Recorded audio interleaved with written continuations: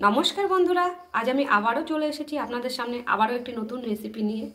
এখন তো বাজার ভর্তি টাটকা তাজা ফুলকপি, তো আমি এই ফুলকপিরই একটি সম্পূর্ণ নিরামিষ রেসিপি নিয়ে এসেছি, সাথে পনিরও রয়েছে। তো চলুন দেখি কিভাবে বানানো যায় এই রেসিপিটি।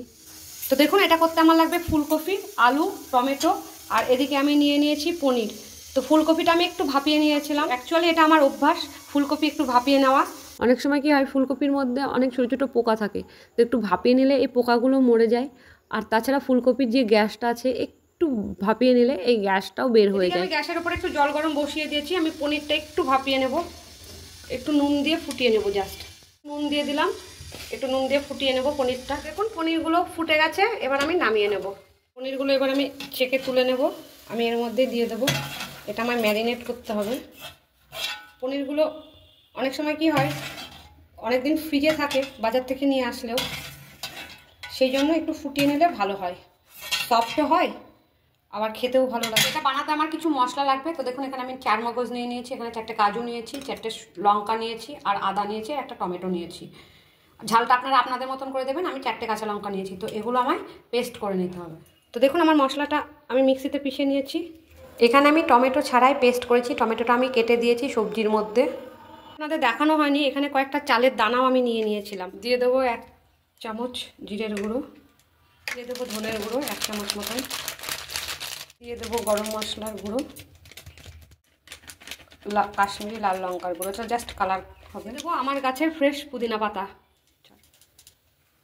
দিয়ে দেবো টক দই। এটা আমি একটু ফেটিয়ে নিয়েছি, জল দিয়ে ফেটানো। বাটিটা ধুয়ে জল দিয়েছিলাম, যার জন্য একটু জল জলে হয়ে গেছে, তো আমার সবটুকুই লাগবে। এবার আমি এটা মাখিয়ে নেব। দিয়ে দেবো স্বাদ অনুযায়ী নুন, এটা আমার দেওয়া হয়েছিল না। মেশানোটা হয়ে গেছে, এবার এটাকে আমি আধ ঘন্টার জন্য ঢাকা দিয়ে রেখে দেবো। আপনারা যতটা সময় পারবেন ঢাকা দিয়ে দেবেন, আধ ঘন্টার বেশি হলেও ক্ষতি নেই। তো আমি আধ ঘন্টা পর চলে এসেছি, আধ ঘন্টার বেশি হয়ে যাবে, প্রায় 1 ঘন্টা। গ্যাসের উপরে কড়াই বসিয়ে দিয়েছি, রান্নাটা আমি সাদা তেলে করব। দিয়ে দিলাম সাদা তেল, গরম হয়ে গেছে। এখানে আমি নিয়ে নিয়েছি দারচিনি, এলাচ আর লবঙ্গ, এটা আমি দিয়ে দিলাম। একটা শুকনো লঙ্কার একটা তেজপাতা, দিয়ে দেবো গোটা জিরে। এটাকে আমি একটু স্প্রেড করে নেব চারিপাশের তেলটাকে। মশলাটাও স্প্রেড হয়ে গেল, এটা আমার ভাজা হয়ে গেছে।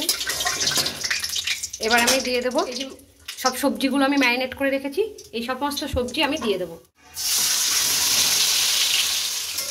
আমি কিন্তু এর মধ্যে আর কোনো জল ব্যবহার করব না, জাস্ট থালাটা ধুয়ে একটুখানি জল দিয়ে দেবো। থালাটা ধুয়ে আমি 2-3 চামচ জল দিয়ে দিলাম। এটাকে একটু ফুটতে সময় দেবো, তারপরে আমি ঢাকবো। তো দেখুন, এটা আমার ফুটতে লেগে গেছে।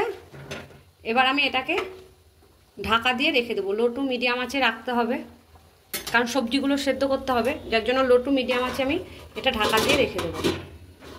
এটা 10 থেকে 15 মিনিট থাকবে। আমি প্রায় 7-8 মিনিট পর চলে এসেছি। একটু ঢাকনা খুলে আমি দেখে নেব এটা কীরকম আছে। একটু নাড়া দিতে হবে, নাহলে তলায় লেগে যাওয়ার সম্ভাবনা থাকতে পারে। যেহেতু একটু চালের গুঁড়ো দিইনি, চাল বেটে দিয়েছিলাম। এটা প্রায় হয়ে এসেছে, আমি আর 3-4 মিনিট একটু ফুটিয়ে নেবো। এবার একদম লো আঁচে ফুটিয়ে নেব, কারণ গ্রেভিটা আমার অনেকটা ঠিক হয়ে গেছে। দেখে নেবো আলুটা গলেছে কিনা। তো দেখুন ডিভাইড হয়ে যাচ্ছে, মানে গলে গেছে। তবুও আমি আরেকটু কফিটা একটু দেখে নেব, কফিও ডিভাইড হয়ে যাচ্ছে। এবার আমি মিষ্টি দেব, 1/2 চামচ মতন দিয়ে দিলাম। একটু নাড়িয়ে নেব, আর 2 থেকে 3 মিনিট আমি এটা ঢাকা দিয়ে রাখবো। আমি ঢাকনাটা দিয়ে দিলাম, 2 থেকে 3 মিনিট এটা ঢাকা। 3 মিনিট পর চলে এসেছি, ঢাকনাটা খুলে দেখে নেব। তো দেখুন কি সুন্দর কালারটাও এসেছে। আপনারা লক্ষ্য করেছেন আমি কিন্তু হলুদ ব্যবহার করিনি, আপনারা চাইলে হলুদ ব্যবহার করতেই পারেন। আমি একটু নাড়িয়ে নেব। রান্নাটা আমার হয়ে গেছে প্রায়। কি সুন্দর কালার এসেছে।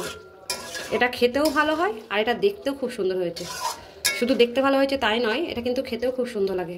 এটা রুটি, লুচি, পরোটা, ভাত যাই দিয়ে খান না কেন, এটা খেতে সত্যিই খুব ভালো লাগবে। এবার আমি দিয়ে দেবো ঘি, 1 চামচ ঘি দিয়ে দিলাম। নাড়িয়ে নেব। দেবো বেশ কিছুটা ধনেপাতা কুচোনো, নাড়িয়ে নেব। তো রান্নাটা আমার কমপ্লিট। এবার আমি এটা সার্ভ করে নেব।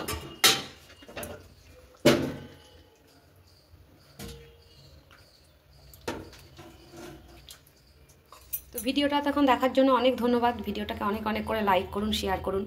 আপনারা যত বেশি শেয়ার করবেন এই রেসিপিটা তত মানুষের কাছে পৌঁছাবে।